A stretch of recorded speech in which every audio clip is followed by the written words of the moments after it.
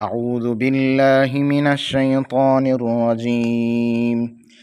بسم الله الرحمن الرحيم. لا إكراه في الدين قد تبين الرشد من الغي، فمن يكفر بالطاغوت ويؤمن بالله فقد استمسك بالعروة الوثقى لا انفصام لها والله سميع عليم.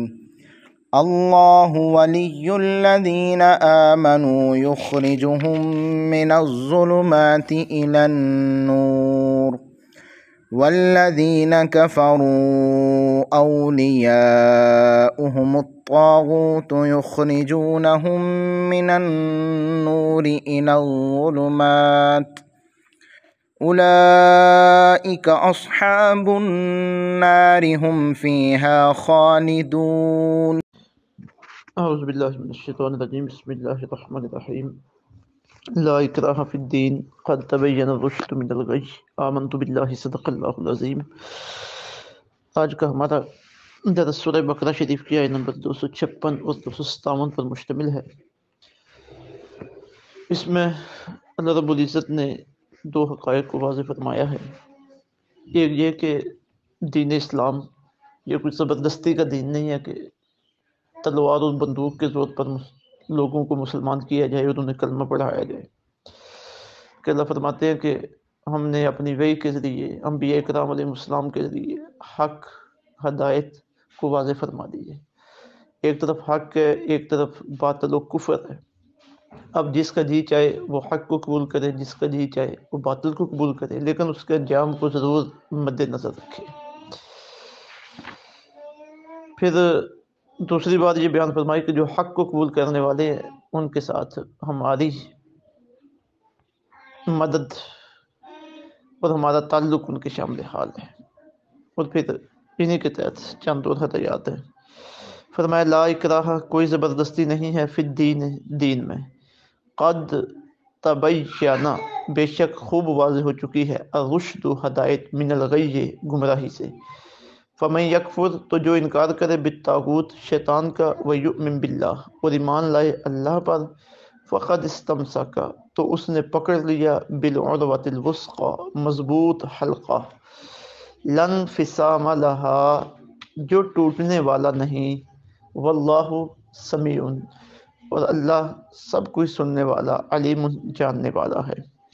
اللہ ولی جو مددگار ہے، الذین، ان کا، آمنوا، جو ایمان لائے، یخرجہم، نکالتا ہے انہیں، من الظلمات، اندھیروں سے، الی النور، نور کی طرف، والذین کفروا، اور جنہوں نے کفر کیا، اولیاؤہم، ان کے ساتھی ہیں، الطاغوت، شیطان، یخرجونہم، نکال لے جاتے ہیں انہیں، من النور، نور سے، الی الظلمات، اندھیروں کی طرف، اولئک اصحاب النار، یہی لوگ دوزخی ہیں، ہم فیہا خالدون، اور ہمیشہ اس میں رہنے والے ہیں۔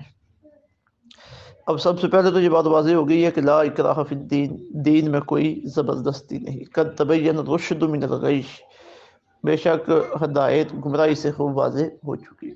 دین دعوت کے ذریعے پھیلا ہے، تبلیغ کے ذریعے پھیلا ہے۔ البتہ جہاں پہ دعوت و تبلیغ اور دیندار لوگوں کی حفاظت کی ضرورت پڑی ہے تو وہاں تلوار بھی سامنے آئی ہے۔ اب دیکھیے پوری دنیا میں جو ایک دین کا غلغلہ ہے اور دین کا ذوق و شوق ہے، پانچوں وقت اذانیں گونج رہی ہیں، سب سے زیادہ لوگ قرآن شریف پڑھنے والے ہیں، اور سب سے زیادہ ہدایت دینے والی کتاب کے طور پر قرآن مجید معروف ہے، تو کیا یہ سب تلوار کے زور سے یا بندوق کے زور سے ہی ہو رہا ہے؟ تلوار اور بندوق کے زور سے لوگوں کے سر تو جھکائے جا سکتے ہیں، دل نہیں جھکائے جا سکتے۔ تو یہ دعوت و تبلیغ اور قرآن شریف کی اپنی اثر آفرینی اور دین اسلام کے اپنے فوائد جو انسانیت کے لیے ہیں، جب انہیں دیکھا گیا ہے اور پھر محنت ہوئی ہے دعوت و تبلیغ کے میدان میں، تو تب یہ اتنا بڑا اسلام کا گلشن آباد ہو گیا۔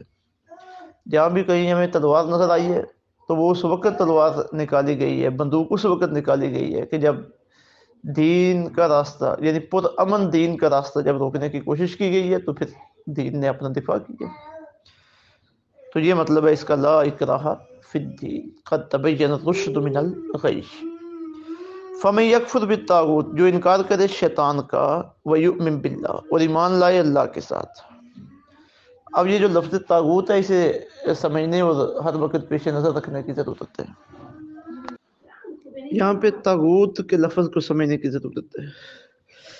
طاغوت کا لفظ طغیان سے بنا، جس کا معنی ہوتا ہے سرکشی، اور کہنوں کو بھی طاغوت کہا جاتا ہے جو غیب دانی کا دعویٰ کرتے ہیں، جی ہم غیب جانتے ہیں، اور اس طرح کے دعوے کر کے وہ لوگوں کو اپنے دامے فریب میں پھنساتے ہیں۔ اور اس طرح یہ شیطان کے لیے بھی لفظ بولا جاتا ہے، یعنی اس کا اطلاق شیطان پر بھی ہوتا ہے۔ اور پھر جو بھی آدمی کسی گمراہ مذہب، غلط نظریے اور غلط عمل کا بانی اور کرتا ڈرتا ہو، اسے بھی طاغوت کہا جاتا ہے۔ اور پھر سب سے بڑھ کر